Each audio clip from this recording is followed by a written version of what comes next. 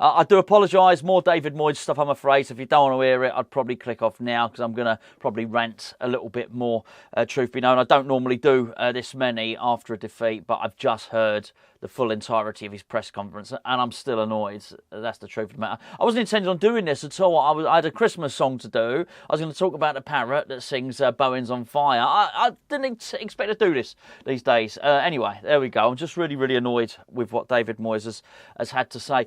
David Moyes blames everyone but himself. There's nothing new here. This is just the newest version of it.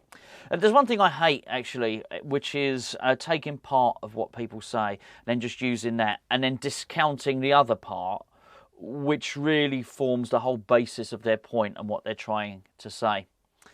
I'll give you a good example of it before I get to the David Moyes one. David Sullivan be a really, really good example. When Manuel Pellegrini didn't work out, he sort of blamed it on the fans and said, well, you asked for him.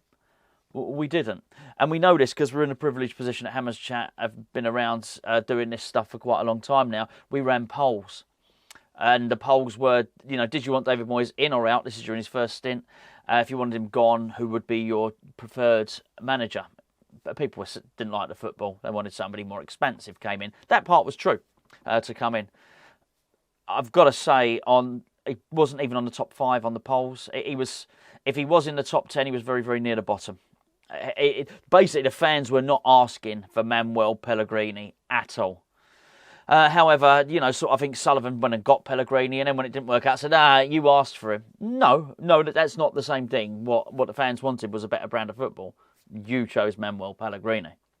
And you've seen a similar thing with David Moyes last night, which is, well, you asked me to rotate and see what happens. Maybe I don't. Maybe the manager knows best about football after all, whatever it was.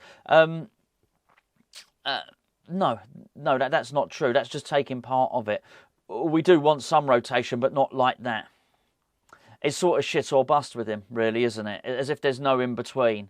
As if you sort of change the most of the composition of the team, or you play all your first teamers. And I think reading between the lines, what a lot of fans have just been asking for is a little bit more rotation just during games, and that probably starts with substitutions. I often do these videos and I often complain that journalists don't ask David Moyes the right questions. To be honest with you, I understand why. He was a bit of a bully, truth be known, in his press conference yesterday. Really started digging out the journalists, actually, and no wonder. I mean, I think a couple of them were petrified in there.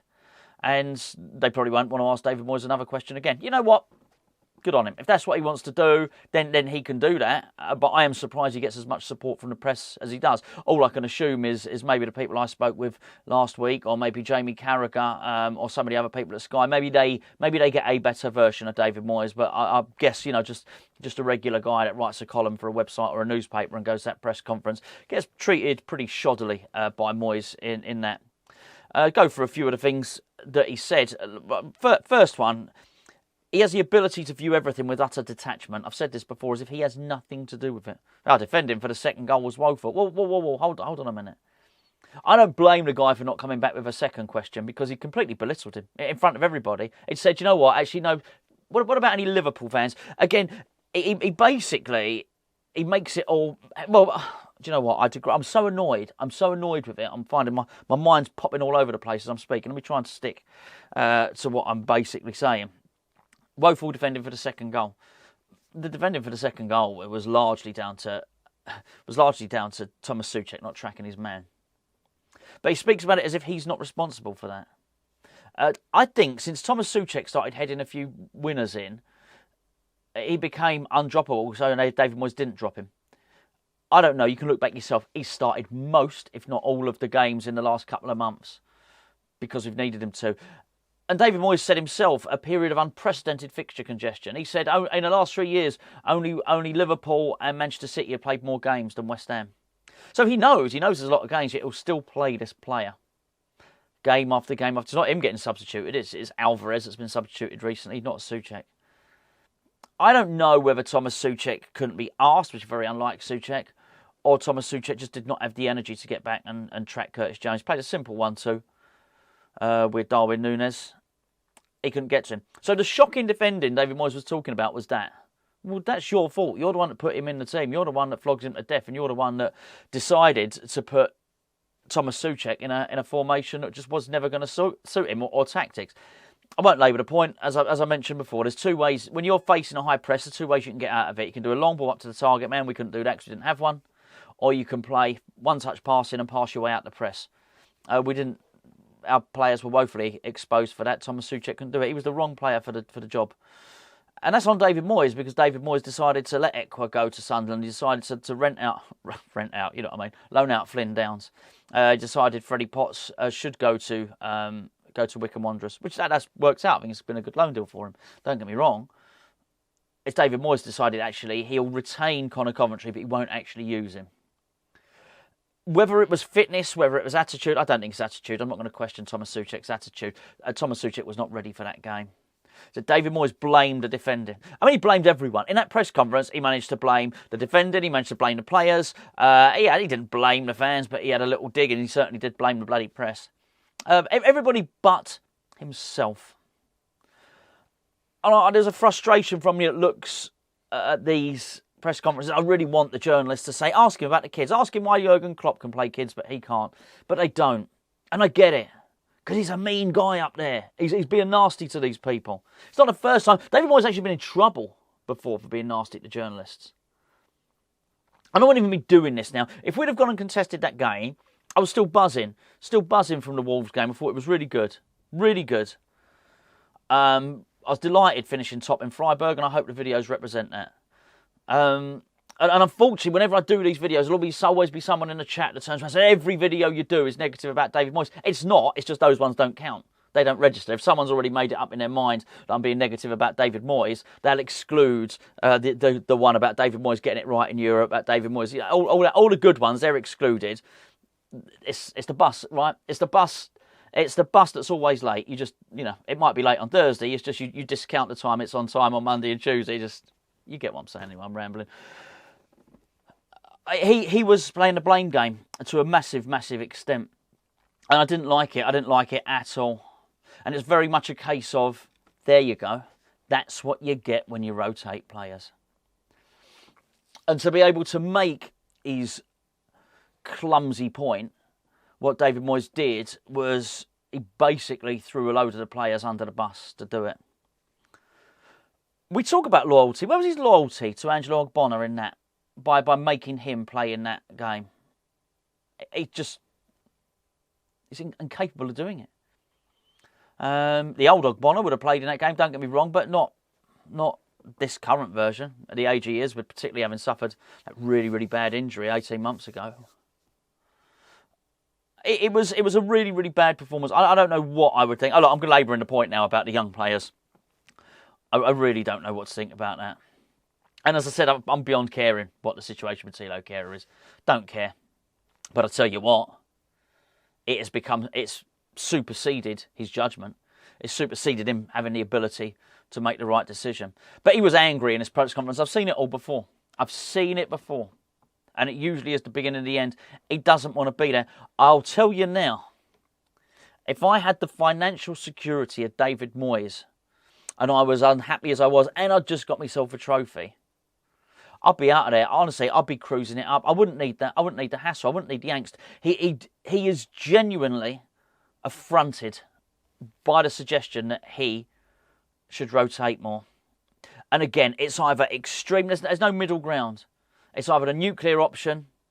Have changed pretty much everyone. There was a lot of Allardyce in what we saw, both in the way he deployed the team and in the way that he addressed the press. And in the way that you certainly get the impression he doesn't have much respect for the fans. And I think that it's a really, really bad show from him. It's a really bad look. The grumpy bully look is not good. No one wants to bloody see it. And he received, and particularly in the press, and the weird thing is, here's the weird thing, he's clearly sensitive about this issue, about how he gets treated in the press. He gets treated pretty bloody well. Not going to labour the point, I'm going to make it all about me, but when I did the interview with 5 Live in the week, I think it's fair to say the majority of that panel were on David Moyes' side. He does get the support from the press. And Sky are always behind him. No one really says anything about him. So actually, I think he gets a pretty good ride.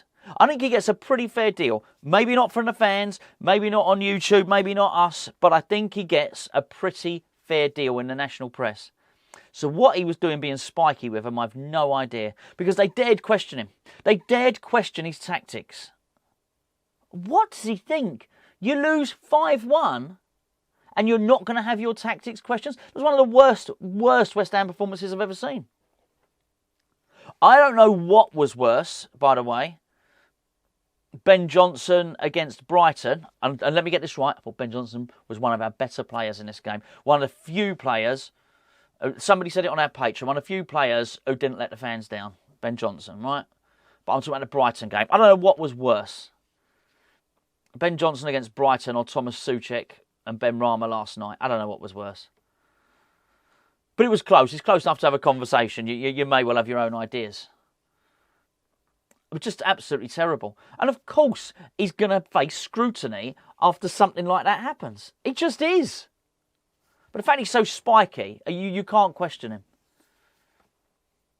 I think it's really bad. I'm really unhappy about it. Anyway, look, I'm going to draw a line under it now. But I just wanted to say I hate this blame game. I hate the fact that he just doesn't take it on the chin. Just say, you know what, I got that wrong. I got that wrong. It wasn't, though. It was all Liverpool. They're much better than I thought they'd be. What? What do you mean? I mean, Jurgen Klopp did everything he bloody could to really facilitate West Ham there. He changed a lot of his players. Jurgen Klopp was bringing on young players, not David Moyes. Oh, no. No. What the bloody hell's he think Said Benrahma and Pablo Fornals are going to do? I mean, what he said, I thought I'd take a close look at them. We've got players going off to the African Cup of Nations. Well, what's he talking about? If I was in that press conference, to be fair, I was just about to say if I was in that press conference, I'd say so. Maybe I wouldn't. Maybe he'd have shouted me down. Maybe he'd have shut me up and wouldn't be taking any questions from me. Well, I'd be saying, hold on, Moyesy. 2 days ago, you were telling us we weren't going to bring anyone in. That's what he said in the press conference before the game. No one in January. Now you're telling us, but because people are leaving to go on the African Cup of Nations, you're going to have to test out these players. What the bloody hell are you testing out players for, mate? Why are you testing out Pablo Fornals? What don't you know? Why are you testing out Angelo Ogbonna? Why are you testing out Said Benrahma? What could you possibly have learnt now that you didn't know before? I mean, it's not like they just walked in the bloody door, is it? Anyway, there you go. Yeah, quite annoyed about it, really, as you can tell. Anyway, that's it. I'm going to draw a line about it. I'm going to get back on the... I'm going to get back on the parrot. It's not that kind of parrot. I'm not that kind of guy. It's a great parrot. It's a great parrot. Sings about Jared Bowen, anyway. All I can say, David Moyes, that result last night, honestly, the whole lot and the press conference, all of it, it put me right off my parrots, to be honest.